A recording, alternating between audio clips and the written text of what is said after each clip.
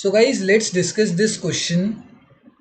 If AR is rupees 40 per unit for the sale of 3 goods and it is rupees 30 per unit for the sale of 4 goods, find the marginal revenue of 4 units of good.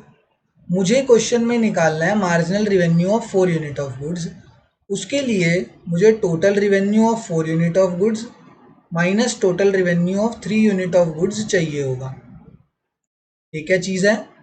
तो ये M R का formula है, M R का general formula है. M R N, M R जोन सा भी unit पर बोले, जैसे 4 यूनिट है तो एम आर एट 4 यूनिट, उसका फॉर्मूला होगा T R at N minus T R of N minus 1.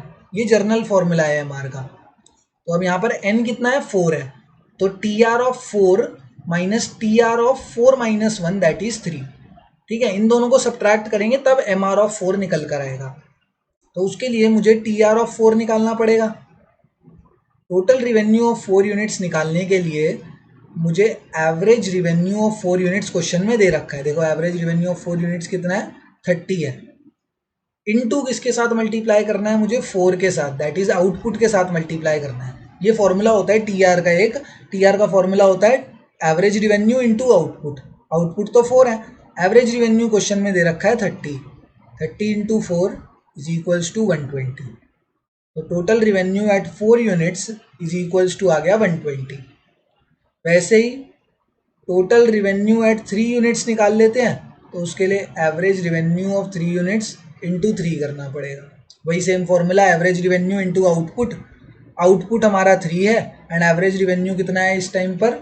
3 units पर एवरेज रिवेन्यू है मेरा 40. 40 इंटू 3 करा तो ये निकल के आ गया टोटल रिवेन्यू एट 3 यूनिट्स कितना आ गया? 120. ये भी मेरा 120 आ गया. तो अब फॉर्मूले में डाल देते हैं value. Marginal revenue of 4 units is equals to total revenue of 4 units minus total revenue of 3 units. Total revenue of 4 units भी 120 आया, टोटल रिवेन्यू ऑफ 3 यूनिट्स भी 120 आया. तो वैल्यू कितनी आ गई? 0. तो मार्जिनल रिवेन्यू एट 4 यूनिट्स कितना निकल कर आ रहा है? वो निकल कर आ रहा है ₹0. That's why option number 4 is the correct answer here. Thank you.